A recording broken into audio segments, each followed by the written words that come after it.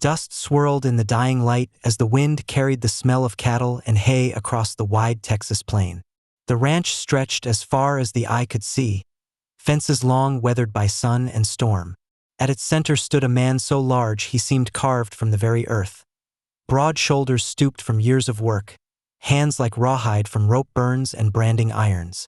Folks called him Clay Danner, though most just said the giant. For 17 years, no woman had shared his table, his bed, or even his hand in passing. He spoke little, worked hard, and when he rode into town, people stepped aside, not out of fear but because they didn't know what to say to a man who lived so far away from the rest of them. But that evening, as the sun bled red over the horizon, 3 girls stood at his fence line. Their dresses were patched, their boots too small, and their eyes were bright with a mix of hunger and daring. The tallest, maybe 12, held the youngest's hand while the middle one clutched a dented tin pail. They looked like wildflowers in a field of dust, out of place and yet stubbornly rooted. "Mister?" the oldest called, voice barely carrying over the creak of the windmill. We was wonderin' if we might milk one of your cows. Just for a little bit. Mama." Her voice trailed off, but the look in her eyes said enough. Clay didn't need the words. He had seen that same look once, long ago, in the mirror of a cabin window the night he buried his own wife and stillborn son. He stood there, a shadow against the sinking sun, saying nothing. The silence stretched so long the girls shuffled nervously, as if ready to bolt. The youngest clung tighter to her sister's hand. Dirt streaked across her cheeks. Clay turned slowly, his boots crunching on dry earth as he walked to the barn. He didn't beckon them to follow, didn't speak a word, but they trailed after him anyway, hope making them brave. Inside, the air was warm and heavy with the smell of hay and livestock. His cattle shifted in their stalls, tails flicking lazily. Clay grabbed a stool, set it down beside the gentlest milk cow he owned, and gestured with a single nod. The middle girl stepped forward, clutching the tin pail as if it were gold. Her small hands trembled on the cow's flank, unsure, until Clay crouched beside her. Without a word, he took her hands in his massive, calloused, careful, and showed her the motion, slow and steady, until the first splash of milk hit the bottom of the pail. The sound made the youngest giggle, a small, bright laugh that broke something inside him he hadn't realized was still fragile. That night, the girls left with their pail of milk, walking hand in hand down the long dirt road until the twilight swallowed them whole. Clay stood in the barn doorway watching them go. Something about their tiny figures against the vast emptiness made the years feel heavier than they ever had before. But let's go back to where it all started. 17 years earlier, Clay Danner had been a different man. Still large, still quiet, but with a heart full of promise. He'd married young, a woman named Lila who brought light into every room she entered. They'd built this ranch together from nothing but a patch of dry land and a prayer. Then came the long night that stole her life and the life of their son. Folks said time healed wounds, but Clay learned that wasn't true. Time just taught you how to carry them without falling apart. He buried her on a hill behind the barn, marked the grave with a rough-hewn cross, and from that day on, he never let himself get close to anyone again. Years rolled by, seasons changed, neighbors moved on, some heading farther west, others swallowed by the land's harshness. Clay stayed. He tended his cattle, mended his fences, rode into town only for supplies. He nodded politely when spoken to but never stayed long enough for conversation. People stopped asking about him, stopped inviting him to dances or gatherings. He became a ghost that still breathed. Until now. The next morning, Clay found the girls back at his fence line, standing in the early mist. They had that same pail, cleaned and shining as best as poor children could manage. "We'll work for it," the oldest said quickly. "We can sweep or feed the chickens. Mama says milk keeps the little one strong." Clay studied them for a long moment. Their dresses were threadbare, hands chapped from chores. These weren't beggars, they were survivors. Something in him, buried deep, stirred. He let out a long breath, nodded once, and opened the gate. They didn't cheer or thank him, just hurried in like they were afraid he might change his mind. And for the first time in 17 years, the giant loner rancher wasn't alone in his barn. That afternoon, while the girls took turns milking under his quiet guidance, Clay felt something unfamiliar. It wasn't joy, not yet, but it was close, like the ghost of a life he'd once lived brushing against him for the first time in years. As the sun dipped low and the girls carried their milk away again, Clay stood at the gate, hand resting on the top rail. A choice hung in the air, though he hadn't put it into words yet. Let them come back or turn them away for good. 17 years of silence told him which was easier. But the memory of that laugh, the one so small, so pure, told him which was right. He didn't know it yet, but the decision he made that night would change everything. The girls returned every morning after that, sometimes just two of them if the youngest was too tired to walk the distance. They never asked for more than milk. Sometimes Clay watched them as they left, their pail sloshing, their little bodies silhouetted against the dawn. He found himself leaving the gate unlatched so they wouldn't have to wait for him to open it. It was a small thing, but in a life built on silence, small things were loud. Word got around, as it always did in a town with nothing else to talk about. By the end of the week, when Clay stepped into the general store for supplies, 2 ranch hands stood by the counter and stared at him like they'd seen a ghost. "You hear about Danner?" one muttered, not even bothering to lower his voice. "Letting those 3 wild girls in his barn every day. Figure he's gone soft," the other replied. "Man like him, living out there alone that long, ain't natural." Clay's jaw tightened, but he said nothing. He gathered his flour, his coffee, his salt, and paid in silence. As he turned to leave, he felt the eyes of half the store on his back.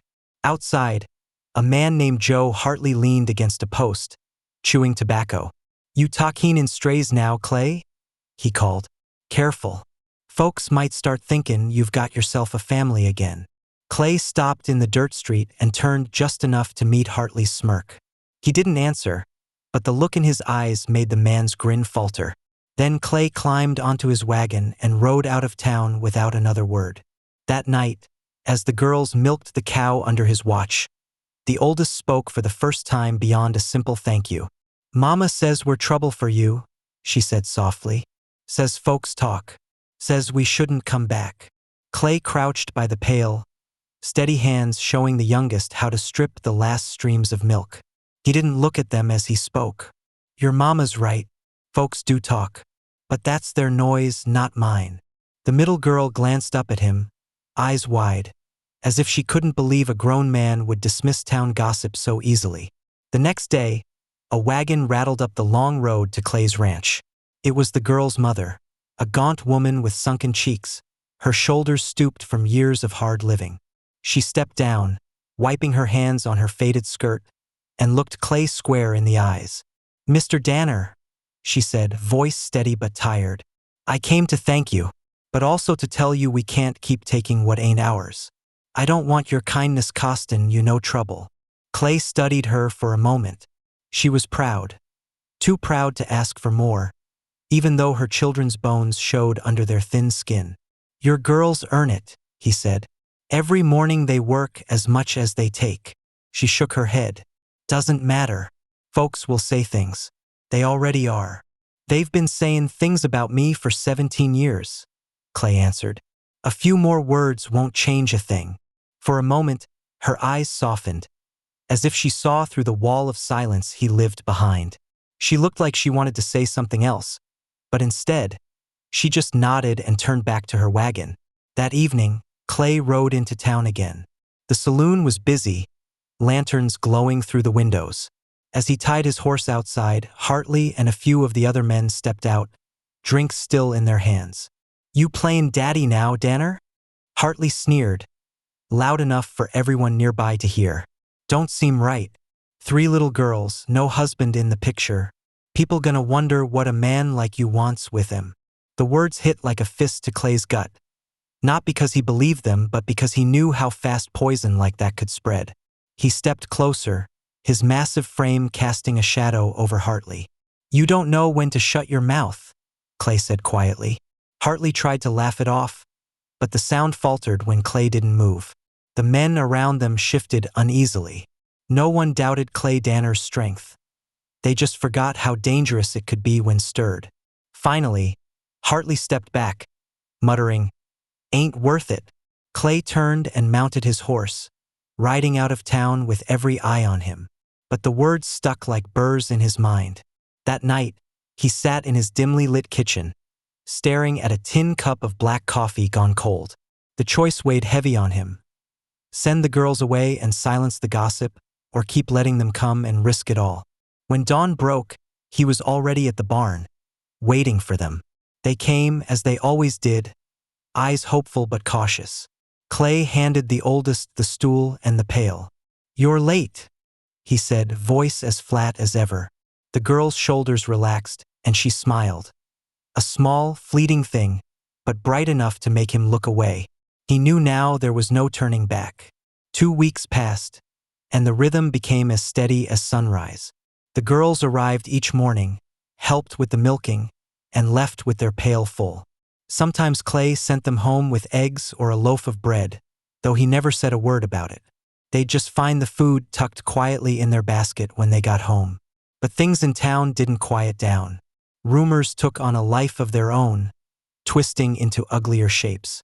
Folks whispered in church pews and at the general store. Some said Clay had gone mad from loneliness. Others hinted at worse things that made the girl's mother keep her eyes lowered whenever she went into town. Then came the day Clay spotted riders on the horizon. 3 men from town, Hartley among them, headed straight for his ranch. Dust trailed behind their horses like a storm cloud. Clay stood in the doorway of his barn, jaw tight, as they reined in at his fence line. Hartley swung down from his horse, spitting in the dirt. "We're here to talk, Danner," he said, his tone sharp but cautious. Clay didn't move. "Then talk." Hartley glanced at the other 2 men, then back at Clay. "You think folks don't notice what's going on out here? 3 girls every day in your barn. Ain't right. Town's talkin', preachers talkin'. We ain't here to fight. We're here to tell you it stops now." The other men shifted in their saddles, less sure of themselves under Clay's steady gaze. "You done?" Clay asked. Hartley's smirk faltered. "Don't play dumb. You're given milk, food. What happens next? You marry their mama? Claim the whole lot as yours? A man like you don't get to just decide he's part of the community again." For a long moment, Clay said nothing. Then he stepped closer, boots crunching on the dry ground. "You boys got families," he said softly.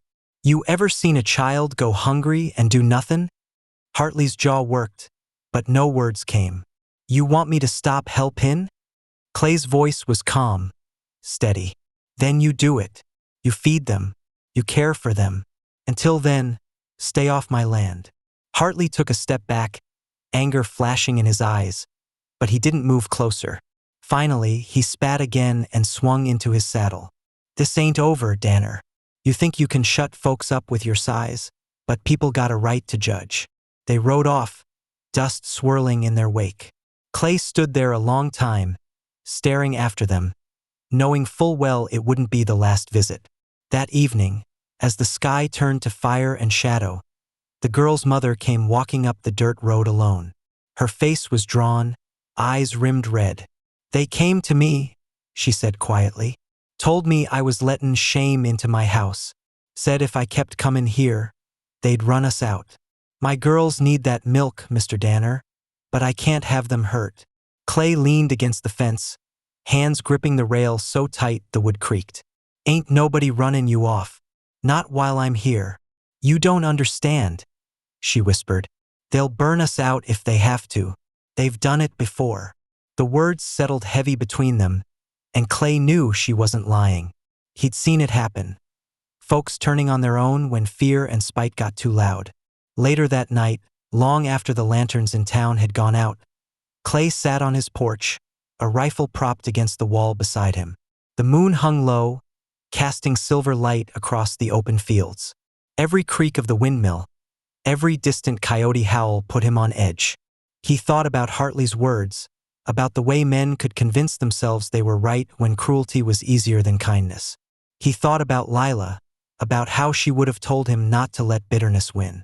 Then came the sound, hoofbeats, faint but steady, carrying through the still night air. Clay stood, hand resting on the rifle, eyes narrowing at the dark figures approaching from the road. This time, they weren't coming to talk. The hoofbeats grew louder, until Clay could make out 4 riders against the pale glow of the moon. They weren't galloping, just moving steady, the way men rode when they meant to send a message without rushing to violence. Clay stepped off the porch, rifle in hand but lowered, not yet ready to lift it to his shoulder. The riders stopped at the gate. Hartley was in front, lantern light catching the edge of his jaw. The other 3 men sat silently, eyes fixed on Clay. "You got one last chance, Danner," Hartley called. "Send those girls away. Their mama too. If you don't, you're bringing trouble down on yourself you can't stop." Clay said nothing, just leaned the rifle against the fence rail and stepped forward until he was close enough that Hartley could see the weight in his eyes. "They're just kids," Clay said quietly. "They're not your kids," Hartley shot back. "Not your responsibility. You've been living like a ghost for near 20 years, and now you think you can just pick up where you left off? Ain't how the world works." Clay let out a slow breath. "No, it ain't. But I know what it's like to bury a child. And I won't watch 3 more waste away while men like you talk about what's proper." For a moment, no one spoke. The wind carried the dry rattle of grass across the open fields. Then a soft voice broke the silence. "Mr. Danner?" The oldest girl stood just behind him, the other 2 at her side. Their mother had come too, clutching the youngest to her chest as if she'd known trouble would come tonight. The girls looked small in the moonlight, but they didn't hide. Hartley's eyes flicked to them, his jaw tightening. "See? They're watching you," he said. "What you teaching them? That rules don't matter? That charity's worth more than a man's name." The oldest girl stepped forward before Clay could speak. Her voice trembled, but she didn't look away. "You say he's wrong to help us," she said. "But none of you came when Mama had no bread for days. None of you came when we near froze last winter. We work for what we take. He don't treat us like we're a burden. He treats us like people." Her words hung in the cold night air, soft but heavier than any rifle. Clay looked at her, something unspoken passing between them, something Lila would have understood. Hartley shifted in his saddle, clearly unsettled, but pride kept him from backing down. "Kid, you don't know what you're talking about. Men like him are rare," the girl's mother cut in, her voice sharp for the first time. "He's done more with silence than you've done with all your talk." Hartley's eyes burned with anger, but for the first time, he had no words. The other men glanced at each other, unsure. One of them, an older rancher named William Hodge, finally muttered, "Leave it, Joe. We ain't here to hurt children." Hartley's mouth opened as if to argue, but something in Hodge's tone stopped him. He looked at Clay one last time, the threat still simmering in his glare, then yanked his reins and turned his horse. The men rode off without another word. Clay stood there long after they disappeared into the night. The girls huddled together, quiet but unafraid now. The oldest finally looked up at him. "Are we safe?" she asked. Clay didn't answer right away. He just reached out one of his massive hands and rested it lightly on her shoulder. A gesture so small, yet one he hadn't given another soul in nearly 2 decades. Her eyes softened, and for the first time, Clay saw something new in himself too. Maybe he'd been a ghost all these years. But ghosts didn't hold on to the living. Tonight he did. The morning after the standoff, the air felt different. Lighter somehow, though the danger wasn't truly gone. Clay rose before dawn as always, feeding the cattle and checking the fences. But now there were small voices drifting from the barn. The girls had arrived early, sweeping out stalls without being asked. When Clay stepped inside, the oldest looked up, half expecting a scolding for showing up uninvited. But he only nodded toward the cow they always milked. "Best get to it. She don't wait on anyone." They smiled, just a flicker of teeth and shy dimples, but it was enough to feel like sunlight after a long storm. The girl's mother began stopping by too, helping men tack or patch fences. She never asked for charity, but she no longer tried to stop her children from coming.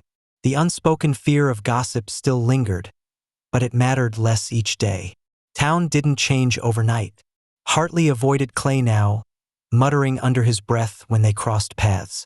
But William Hodge came by one afternoon, hat in hand. "You did right, Danner," he said simply. "Ain't enough men around here remember what right even looks like anymore." Clay only gave a small nod, the kind that said everything without words. Weeks turned to months. The girls grew stronger, their cheeks less hollow, their laughter more frequent. They learned the rhythms of ranch life, and soon Clay didn't need to show them what to do. They just did it as if they'd always belonged there. One evening, the oldest girl lingered after the others had gone, hands clasped nervously.